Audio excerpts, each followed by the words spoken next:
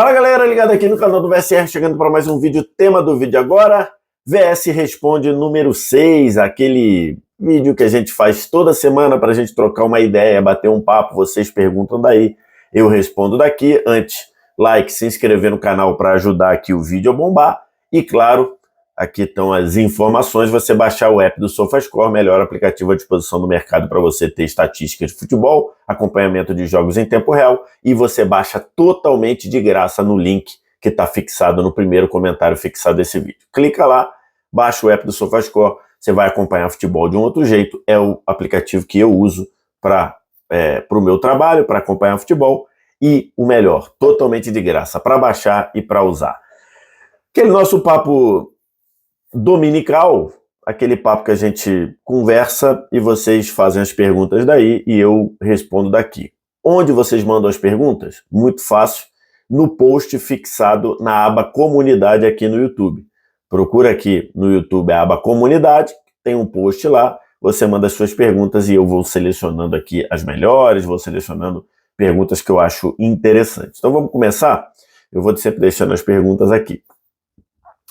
Primeira pergunta, o Paulo Guerreiro fala assim: ídolo. Para com esse negócio de ídolo aí, não tem ídolo nenhum. Imagino que vocês trabalham com futebol têm muito acesso a informações do que o público em geral. Teve alguma coisa que você soube de bastidor que poderia embasar uma informação, mas que você teve que deixar de falar para não queimar uma fonte? Já teve muitas vezes eu tive esse tipo de informação e que não poderia dizer. Teve também outras informações que eu tive e eu tive que deixar para lá porque eu não poderia comprovar. A maior delas, lá em 2003, 2004, eu tive acesso a uma informação e comprovada por extratos bancários, inclusive, de que o presidente de um grande clube brasileiro, ele pegava parte do salário do treinador do clube. Sabe o negócio de rachadinha, que virou famoso aí no cenário político nos últimos, 5, 6 anos? Então, esse presidente de clube fazia uma rachadinha com o salário do treinador.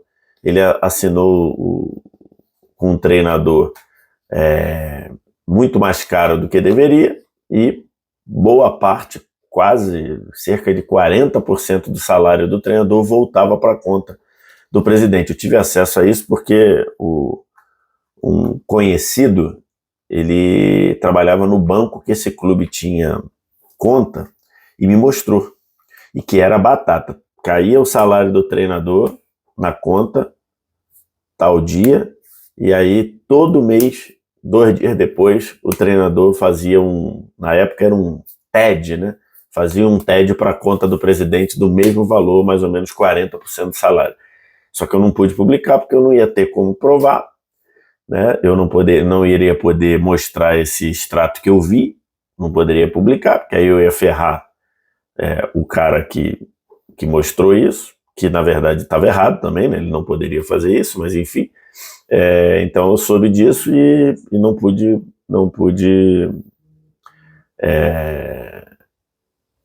colocar, não pude colocar como não pude publicar isso. Então tem casos assim direto.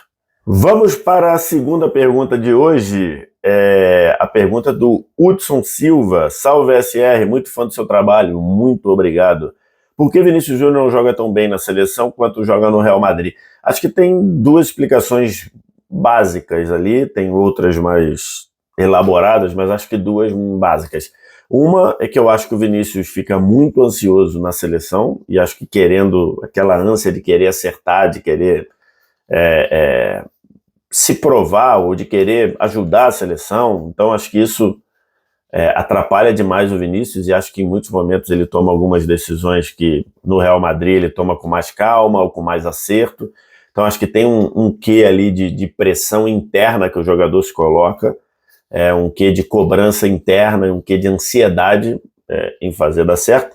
E a outra é que no Real Madrid ele tem um time encaixado, ele tem um time com um funcionamento muito bem elaborado e que permite que ele receba essa bola em situações muito mais favoráveis para ele. Então, no Real Madrid, ele recebe bolas em situações de acelerar, em situações de 1 contra 1, em situações já de finalizar. No ano passado, na temporada passada, ele estava bem mais próximo do gol. Na seleção, se você pega, e no jogo contra o Paraguai ficou muito claro isso, às vezes ele pega, como a seleção não tem um funcionamento ajustado ainda, às vezes ele pega essa bola espetado na linha lateral, com 2, 3 em cima dele, sem que haja uma construção de jogo que leve até o Vinícius, ou que leve essa bola em condições mais favoráveis. Então essas duas coisas explicam que ele jogue melhor no clube do que na seleção, que não é exclusividade dele, né?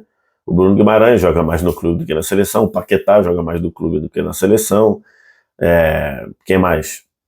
Então, assim, tem vários outros jogadores. O Arana joga mais no clube do que na seleção. Então, acho que um pouco dessas situações, beleza? Obrigado pela pergunta.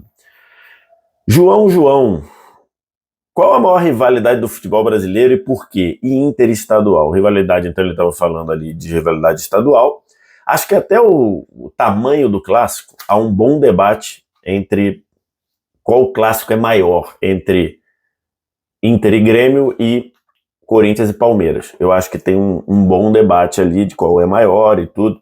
Então, por exemplo, o Formiga já fez polêmica vazia sobre isso.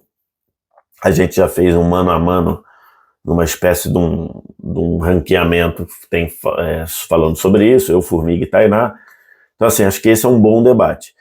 Rivalidade, qual é a maior rivalidade? Aí, para mim, assim, tem algumas outras rivalidades que são tão grandes quanto, no sentido de rivalidade, mas do tamanho midiático são menos. Por exemplo, Guarani e Ponte Preta é uma rivalidade inacreditável, Remo e Paysandu é uma rivalidade inacreditável. Então, assim, você tem algumas nesse nível, Atlético e Cruzeiro, uma rivalidade inacreditável, mas eu acho que a maior rivalidade é Grêmio e Inter, tá? Acho que isso, para mim, é meio que sem debate. Assim, acho que, considerando o nível de rivalidade entre eles e o tamanho do clássico, para mim, a maior rivalidade é Grêmio e Inter e Grêmio. E interestadual, eu acho que a gente tem alguns ciclos, né?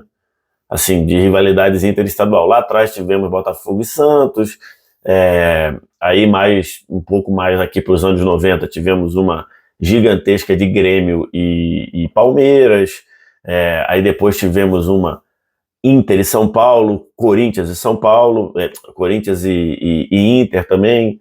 Então, assim, tem uma que não é tão falada assim, mas é uma rivalidade muito grande interestadual, que é Fluminense e Atlético Paranaense.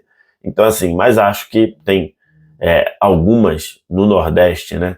Em especial Sport Bahia, que é uma rivalidade inacreditável também, de grande interestadual, mas acho que interestadual é Flamengo e Atlético Mineiro por uma sequência ali dos anos 80, de muitos jogos decisivos, muitos jogos polêmicos. Então acho que essa daí Flamengo e Atlético Mineiro é a maior, né? Acho que é isso aí. Obrigado aí pela pergunta. Mais uma pergunta aqui, Wolfer Legend. Você consegue ver algum time do Nordeste, como Bahia ou Fortaleza, ganhando um time nacional e internacional nos próximos 5 anos? Sou Bahia, adoro o seu canal, mande um salve para Aracaju, em Sergipe, lógico, e para Serrinha, na Bahia. Um abraço para os amigos de Aracaju e de Serrinha. Obrigado aí pelos elogios, Wolfer. Então, depende, o que você está falando de título nacional e internacional? Qualquer um? Eu acho bem possível. Acho que Bahia e Fortaleza vão precisar crescer em termos de, digamos, em termos de estrutura e profundidade de elenco para ganhar um campeonato brasileiro, né? Acho que precisam ainda. Mas perfeitamente possível que um dos dois ganhe uma Copa do Brasil ou eventualmente até uma Libertadores, num campeonato de mata-mata, né? Encaixando no mata-mata ali. Fortaleza não foi campeão da Sul-Americana por um detalhe, né? Perdeu nos pênaltis no ano passado, então poderia já ter sido. Acho bem possível, sim. O Bahia tem o apoio de uma SAF muito estruturada e uma SAF que não quer as coisas correndo, não quer as coisas de uma hora para outra, só vê o quanto o City demorou para ser vitorioso e como o trabalho continua sendo feito. Então o Bahia tem esse respaldo. E o Fortaleza, que também é uma SAF, né? Mas não é uma SAF, é uma SAF por enquanto que ela própria se financia, né? Uma SAF, mas oficialmente o Fortaleza é uma SAF ainda sem um investidor externo. Então o Fortaleza está num caminho muito bom. Então acho bem possível sim nos próximos 5 anos eles vencerem. Obrigado aí demais pela pergunta. Vamos para mais uma aqui. Acaba que até botei na ordem aqui, tem a ver com o assunto. Francisco Souza, você acha que se o Santos virasse SAF, ele voltaria a disputar grandes títulos ou não? Depende da SAF, né? Isso é importante ser dito. A SAF, que é a Sociedade Anônima do Futebol, ela simplesmente é um dispositivo que diz que o clube ou o departamento de futebol do clube, ou o clube todo, ou apenas o departamento de futebol do clube, deixa de ser administrado como um clube associativo, um clube que é formado pelos sócios e tudo mais, e passa a ser tocado, organizado por uma empresa. E aí a empresa vai ter todas as obrigações que qualquer empresa tem. Esse é um ponto importante. As pessoas passaram aqui no Brasil a entender que virou SAF, que o time vai ficar bilionário. Isso não é verdade. Isso não é verdade. O Fortaleza, como eu disse, virou SAF. Hoje ele é comandado, ele tem a organização do Fortaleza via SAF, e tem o CEO, que é o Marcelo Paz, que era o antigo presidente, mas nenhum investidor externo botou dinheiro no Fortaleza ainda. Ele virou uma SAF só do ponto de vista organizacional. A SAF do Curitiba, Curitiba virou SAF e tem lá os investimentos das empresas e tudo, mas não foi o investimento que fez o time mudar rapidamente de patamar. O time está melhorando, está se organizando, está fazendo uma campanha de recuperação na Série B, mas não foi aquela SAF que chegou e esbanjou o jogador. A SAF do Vasco era uma SAF ruim. Contratou uma empresa que estava num processo que depois viria, atualmente, a ter um processo de falência. Então, virou SAF e não foi certeza de nada, não foi garantia de nada. Inclusive, sob o modo SAF, o Vasco quase caiu no ano passado, salvou na última rodada. O Cruzeiro, a SAF, o Cruzeiro já teve 2 SAFs, uma comandada pelo Ronaldo e a de agora comandada pelo Pedrinho. A do Ronaldo era mais para fazer o clube não acabar. A SAF do Ronaldo foi feita para o Cruzeiro poder subsistir durante um tempo. Inclusive não cair para a Série C, que poderia ser um risco. E depois de feito esse trabalho, o Ronaldo saiu, entrou o Pedrinho com outro perfil de SAF, já começando a investir. Então depende de que tipo de SAF entraria nessa suposição o Santos. Se fosse uma SAF com... Aí eu nem falei da SAF de maior holofote. E tem a SAF do Botafogo, que foi comprada por um bilionário, que está num processo de investimento, está num período de investimento. Então, o John Textor comprou o departamento de futebol do Botafogo e está investindo demais, porque na organização dele agora é o momento de investimento. Então, essa SAF fez o Botafogo sair de um time que subiu para a primeira divisão de volta, brigando, pensando em não cair, para rapidamente ficar no meio da tabela e no ano seguinte brigar por ser campeão, como foi no ano passado, e esse ano de novo. Então, depende da SAF que a gente está lidando, que a gente está tratando, entendeu? Então, para responder a sua pergunta, só ser SAF não é garantia de nada. Nem de que vai ser campeão, nem de que não vai cair, não só ser SAF não. Você tem que saber qual o entendimento da SAF, qual o planejamento da SAF, qual a capacidade de investimento da SAF. Tudo isso. Obrigado aí demais pela pergunta, Francisco. Vinícius de Menezes. Numa possível saída do Dorival Júnior da seleção, o quanto de chance o JJ teria de assumir o comando da Amarelinha? O Jorge Jesus, recentemente, deu uma entrevista lá no Al Hilal, dizendo que um convite da seleção não se negaria e tudo. Então, se a seleção convocar, convidar o Jorge Jesus, eu acho que ele vem na mesma hora. Vai arrumar um jeito lá de sair do Al Hilal e tudo, não sei se no contrato dele tem alguma coisa nesse sentido, mas acho que ele viria. Chance de sair, tem que ver o que pensa o Edinaldo Rodrigues, né? Não sei se o Edinaldo Rodrigues está muito convencido de que o Jorge Jesus é esse cara. Acho que o Edinaldo Rodrigues não tem o Jorge Jesus no radar, mas é feeling, não tem informação, é pensamento. Então acho que seria abaixo, mas também isso num mundo ideal. Vai que o Brasil está encrespado lá para ir para a Copa, de repente ele pode mudar de ideia, mas eu acho que não seria muito alto não, porque acho que feeling, tá? Não é informação, feeling. Acho que o Jorge Jesus não tem muita moral com o Edinaldo Rodrigues, que é o presidente da CBF, para quem não sabe. Valeu. Mais uma, Lucas Lira, se você acha que se o calendário brasileiro igualar ao do europeu, no caso da temporada se iniciando do meio do ano, isso traria mais benefícios ou prejuízos? Eu acho que traria mais prejuízos, cara. Por quê? Porque se você fizer essa adaptação do calendário, os problemas que tem no Brasil continuariam tendo. Por quê? Porque o problema do calendário brasileiro não é começar em janeiro. O problema do calendário brasileiro é ter muito mais jogo do que deveria, né? Então, se você inverter o calendário para o calendário europeu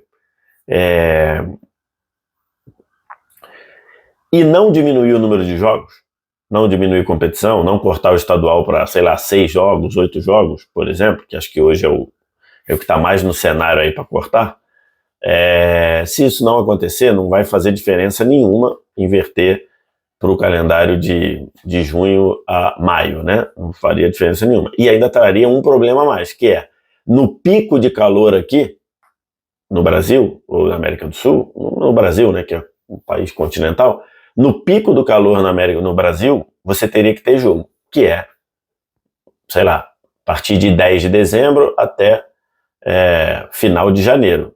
O pico de calor ia ter que ser, para a conta do calendário fechar, você ia ter que ter jogo direto aí. E eu acho que isso seria ruim para os jogadores, ruim para o espetáculo, jogar sob um calor absurdo. Então, assim, eu acho que hoje inverter o calendário para o calendário europeu não traria nada de bom que não pudesse ser consertado apenas cortando, 10 jogos do calendário. Então acho que isso hoje eu não faria essa troca. Obrigado aí demais pela mensagem. Luléu 27.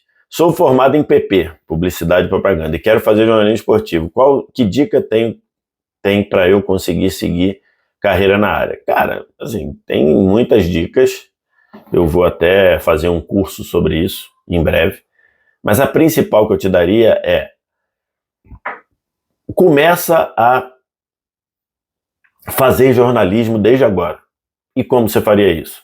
Arruma um canal, um perfil no Instagram e posta suas análises, posta suas opiniões sobre futebol, sobre esporte. Cria um canal no YouTube ou cria um canal no TikTok e posta lá os vídeos. Então teve um jogo, teve convocação da seleção, você posta dizendo o que você achou. Eu acho que isso vai te dar cancha, vai te dar experiência, mesmo que você fale uma coisa de um jeito ruim, mesmo num primeiro momento, mesmo que você fale uma bobagem, você vai pegando experiência. Então, para fazer jornalismo hoje, depois que inventaram a internet, que difundiram a internet, você pode fazer a qualquer momento. Então, faça. É a primeira dica que eu faço. E, logicamente, depois de você já estar fazendo, você vai procurar especialização. Por exemplo, se é formado em publicidade e propaganda, você já tem a maioria das matérias que você fez em publicidade e propaganda já vão servir para você se formar em jornalismo, por exemplo. Vai precisar fazer uma ou outra ali que são mais específicas. Mas a principal dica é: começa hoje. Começa hoje. Ah, mas vai ter pouca gente que vai ver. Não tem problema. Você acha que meu canal começou com 100 mil? Não. Você acha que essa placa, já comecei com a placa? Não. Você vai aos pouquinhos e depois vai crescendo, tá? Essa é a principal dica. E quando o curso estiver ok, aí eu vou anunciar aqui para vocês acompanhar. Alex Rodrigues. Quais são as possíveis soluções para o calendário do futebol brasileiro? Além de mudar o estadual para um formato menor, como a Copa do Mundo, que você já citou, acredita que só a mudança no estadual já resolveria ou necessitaria mudar outras competições como a Copa do Brasil? Bem colocado aí. Eu acho que hoje tirar datas do estadual é a solução mais lógica. Hoje o campeonato estadual, ainda em estados que tem clubes de primeira divisão, o campeonato estadual hoje ele tem um valor muito menor, nem se compara. Então você, além da disparidade de clubes, né? Você está pegando clubes que têm receita de centenas de milhões contra clubes que nem divisão tem. Então você fica lá e jogando, e você joga 16 datas, é quase um turno do brasileiro. Então você de cara teria que cortar metade das datas do estadual, tá? Você corta, fala assim, ó, estadual a partir de agora tem 8 datas. Ah, mas em estados que não tem clube da divisão não tem problema de calendário. Beleza, nesses estados você pode fazer o estadual do tamanho que você quiser. Embora hoje a Série B tenha um calendário bem organizado, começa quase com a Série A, mas beleza. Em estados que você não tem, mas em estados em que os clubes jogam brasileiro, 38 rodadas, seja da A, seja da B, jogam Copa do Brasil, jogam Libertadores ou Sul-Americana, né? Não tá. Então, pega lá, estados de clubes de estados com clubes de primeira, segunda divisão, você pega, e que jogam sempre Copa Sul-Americana, Libertadores, então, o campeonato estadual tem que ter 8 datas. 8 datas, acabou. Beleza. Ah, faz o quê? Faz tipo Copa do Mundo. Dá até para fazer final em 2 jogos. Pega lá, 4 grupos de 4, 3 datas na primeira fase, beleza? Aí vão sobrar 5, oitavas, quartas, quartas. Dá até para fazer semifinal e final em 2 jogos. Quartas, 1 jogo, semifinal, 2 jogos semifinal em 2 jogos, final em 2 jogos. Dá até para fazer assim. Então, acho que isso resolve bem. Outra coisa que eu acho que poderia acontecer seria diminuir a Copa do Brasil para 1 jogo na competição toda. Eu acho que isso ficaria melhor e acho que daria um caráter um pouco mais inclusivo à competição. Nos principais torneios do mundo, a Copa do Brasil, a Copa Nacional tem 1 jogo, né? Alguns lá tem a semifinal em 2 jogos, tipo a Copa do Rei, a semifinal em 2 jogos, mas o resto é tudo em 1 jogo. Eu acho que deveria fazer isso, porque você ia cortar datas de Copa do Brasil e, ao mesmo tempo, você ainda poderia chamar mais clube para as Copas do Brasil, né, para a Copa do Brasil. Então, acho que essas seriam as 2 principais sugestões que eu faria aqui nesse calendário. Não mexeria no Campeonato Brasileiro. Libertadores, tomara que a Conmebol não mexa em nada, né? Tomara, porque acho que daqui a pouco a Conmebol vai querer copiar o UEFA lá, mas eu não mexeria. E acho que seria isso. Corta 8 datas de estadual, passando ali para jogo único, talvez você corte 2 ou 3 datas de Copa do Brasil. Acho que seria melhor, beleza? Rafael Santos, fala, VS. Me chamo Rafael Santos e falo de Cosmos, na cidade do Rio de Janeiro. Com o sucesso de Bastos no Botafogo, fica evidente que o futebol brasileiro deveria ser mais criativo e buscar soluções na África, mas muito bem, uma pergunta muito boa. Isso daí está muito claro. O Brasil já deveria ter feito isso há muito tempo. O Bastos angolano jogando muito bem, mas você tem o Chola, né, que é o atacante nigeriano, se eu não estou me enganado, da base do Flamengo. E o São Paulo já foi buscar alguns africanos, então assim, para a base. Então acho que isso é obrigatório fazer, e fazer antes que a Europa leve, né? Acho que com o Brasil, com o futebol brasileiro melhorando, né, a qualidade, o dinheiro e tudo, eu acho que isso deveria ser uma coisa automática de ir à África buscar jogador, mas legalmente, tudo bem feito, né, segundo não é buscar de qualquer jeito, né, buscar segundo as leis e as regras da UEFA, da FIFA, mas eu acho que o Brasil deveria começar a olhar para o mercado africano, e ali você pode pegar jogadores de muita qualidade que você vai terminar a formação e vai ter benefício técnico desse cara jogando bola, depois ainda vai poder vender, dependendo da descendência, talvez ainda possa vender esses jogadores de forma com uma grana boa, bem valorizados para a Europa. Então acho que isso é uma coisa que deveria ser obrigatório. Obrigado aí, Rafa. Gabriel da Conceição, já deu para ver as ideias do Felipe? Ele está falando do Felipe Luiz, técnico do Flamengo. O time já está ficando com as impressões digitais dele ou por enquanto são só os jogadores dando o máximo por ser o Felipe? Então, os 2 jogos, né? Não dá pra gente fazer análise nenhuma com 2 jogos, né? Com 2 jogos lá com o Tite, a gente achava que ia ser uma maravilha. São 2 jogos, então acho que não dá pra gente fazer nenhuma análise profunda. O que dá pra ver é que o discurso do Felipe de aceitar correr risco, isso ajuda os jogadores a terem uma postura também mais agressiva, de mais risco, mais propensa a erro, mas de mais risco aceitado ou tomado. Então, isso acho que tem muito do discurso do Felipe Luiz. Mas é muito cedo para a gente ter qualquer tipo de cravar qualquer coisa. Beleza, o Gabriel? Um abraço. Aqui é a Malovini.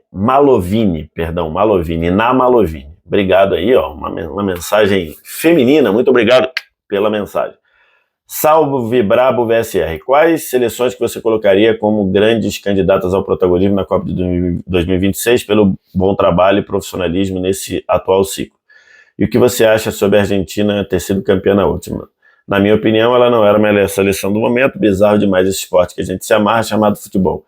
Aprecio muito o seu trampo necessário, VSR, um beijo. Obrigado aí, pela mensagem. Vamos lá, acho que hoje aqui, a gente estando em outubro de 2024, acho que a gente tem que falar nessa base da Argentina, né, que acho que sem o Messi perderia muito no brilho, na capacidade de resolver, mas o grupo, né, a base desse trabalho é uma base sólida. Acho que a gente tem que falar da Espanha, campeã da Euro, e acho que a gente tem que ainda falar da França, né? Ainda que a França tenha me decepcionado bastante na última Euro, como já tinha sido na Euro anterior. Mas acho que a França tem muito jogador, acho que seriam esses daí, basicamente. Aí o Brasil tem coisas a fazer, a Alemanha, com o trabalho do Nagelsmann, tem um viés de crescimento muito grande. A Inglaterra, a gente, né, uma geração aí que agora, sem o Southgate, pode aparecer muito bem, então, mas acho que seriam isso, mas acho que essas 3, nesse momento, me parecem mais prontas. E sobre a Argentina, então, ela chega à Copa do Mundo com a confiança lá no alto, isso é um ponto muito importante, né? E aí, dentro da Copa, ela alternou muito, né? Ela jogou muita bola em muitos momentos, jogou muito mal em outros momentos. Ela perdeu jogos ganhos, ela deixou jogos grandes ficarem empatados, aí depois conseguiu vencer nos pênaltis, como contra a Holanda na própria final contra a França. Então, não sei se não, de fato, no sentido de ser a melhor seleção, não acho que foi a seleção mais completa, a seleção de melhor qualidade, mas era a seleção mais pronta para ganhar, né? Ou a seleção mais pronta a se recusar a perder. Então, né, tanto é que ela começa perdendo para a Arábia Saudita e consegue voltar e tudo. A gente fala do mata-mata da Copa, a Argentina teve um mata-mata já no segundo jogo, né? Se ela perde para aquele segundo jogo para o México, ela estaria eliminada. Então, foi uma Argentina que era a mais pronta para vencer, ou a menos, a que mais se recusava a perder. Então, acho que isso acabou prevalecendo. Obrigado aí, pela mensagem. Menino Nota. Bom trabalho, VCR. Você acha que com a lesão do Doni Carvajal põe em risco a temporada do Real Madrid? Acha que o Florentino vai agir na janela de janeiro ou não? Observação, nessa temporada o time vai ter mais jogos, isso também pode impactar. Rapaz, tô gravando esse vídeo aqui na manhã de domingo e o confirmado a lesão de ligamento cruzado anterior do Carvajal, né? Ou seja, o Real perde um dos seus destaques, da temporada passada. O Real perde um dos seus líderes e vai ficar a temporada toda fora. O lateral direito reserva é o Lucas Vázquez, né? Então, assim, tem uma queda grande do Carvajal para o Lucas Vázquez, então não sei como é que vai ser, não. Na temporada passada, o Real perdeu 3 titulares da defesa: Alaba, Militão e Courtois.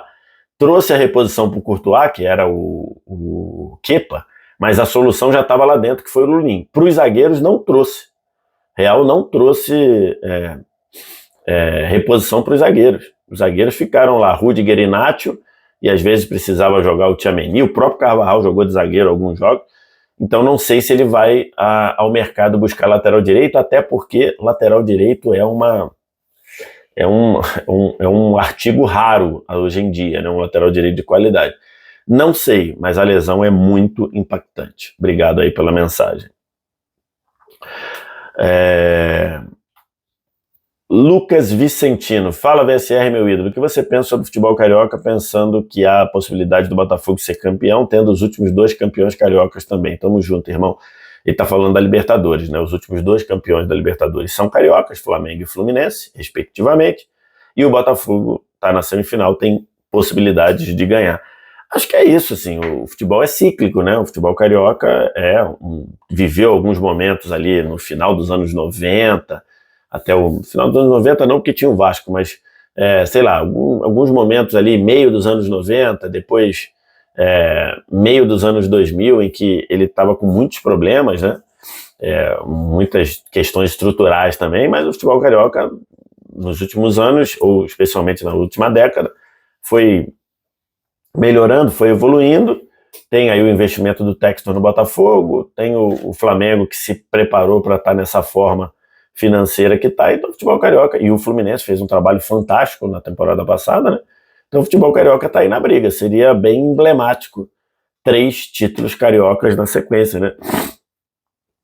Perdão, com Flamengo, Fluminense e eventualmente Botafogo, seria bem interessante e mostraria como de fato o futebol carioca conseguiu se recuperar e conseguiu estar nessa briga. Obrigado demais aí pela mensagem. As últimas 3 aqui, tá? O Davi, você acha que o Corinthians vai cair? Como já está nas semifinais, tem que usar o time titular nas Copas? Então, eu achava piamente que o Corinthians não cairia quando trouxe o Ramon Dias. Mas só que a coisa tá meio esquisita, né, cara? As coisas não estão andando, então acho que o Corinthians tem que tomar cuidado. Acho ainda, se eu tivesse que bancar aqui, eu diria que ele não cai, mas a situação é bem preocupante, então o time tem que reagir. E aí você fala sobre titular nas Copas ou não, para mim o foco do Corinthians tem que ser não cair. Não cair é muito mais importante do que ser campeão da Copa do Brasil ou da Sul-Americana ou das duas. Não cair é o mais importante para o Corinthians nesse momento, inclusive porque na temporada que vem começa um novo contrato de TV, um contrato que o Corinthians batalhou para ter condições melhores, e se ele estiver na segunda divisão, ele não recebe o dinheiro que estava previsto para a Série A. Então o Corinthians precisa claramente não cair. Isso para mim tem que ser o mais importante. Obrigado aí pela mensagem. Júlio César, salve SR. Você acha que Poatan pode ser considerado como um dos maiores da história do UFC? E qual o passo ele deveria dar na sua próxima luta? Tamo junto, ídolo. Um abraço. Ô, Júlio César, vou ficar devendo. Não faço a menor ideia. Não tenho conhecimento de UFC para responder essa situação. Muito menos para dizer se ele é um dos maiores da história, né? Pelo que eu acompanho bem de longe, eu acho que ainda não. Né? O maior da história você tem John Jones, você tem Anderson Silva, então, né, você tem o Saint-Pierre, você tem talvez o McGregor, então assim, você tem outros nomes que eu acho que já fizeram mais, mas como a carreira dele está em andamento, talvez ele possa se colocar nessa situação. Acho que não está ainda como o maior da história, mas acho que ele tem condição de fazer. Mas não sou um especialista, aqui eu estou falando de corneteiro quase, de orelhada. Muito obrigado aí pela pergunta.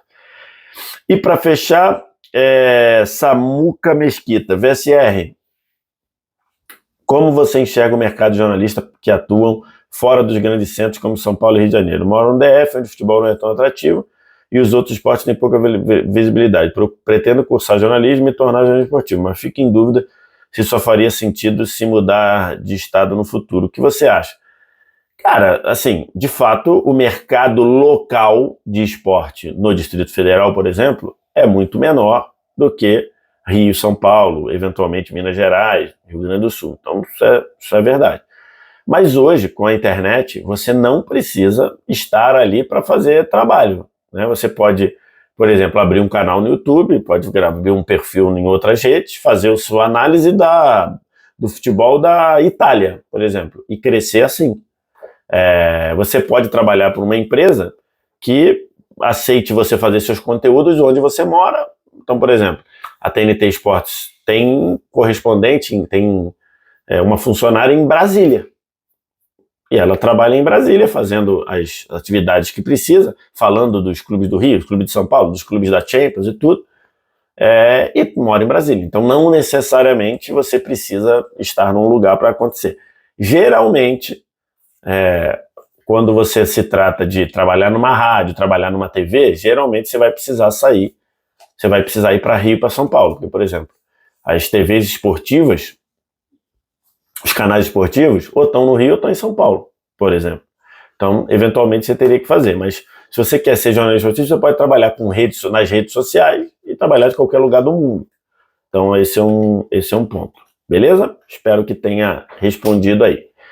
Chegamos ao fim. Hoje o programa foi grande, hein? Hoje o programa foi grande. Vocês querem programa grande? Quero ver se vão dar moral aí. Então, acessem, deixem o like, se inscrevam, compartilhem tudo aquilo que você faz e baixem o app do SofaScore. Primeiro comentário fixado desse vídeo. Você clica, faz o download totalmente de graça para baixar e para usar e começa a usar o SofaScore e ainda dá moral aqui pro canal do VSR. Obrigado demais. No domingo que vem tem outro VS Responde. Um abraço. Tchau.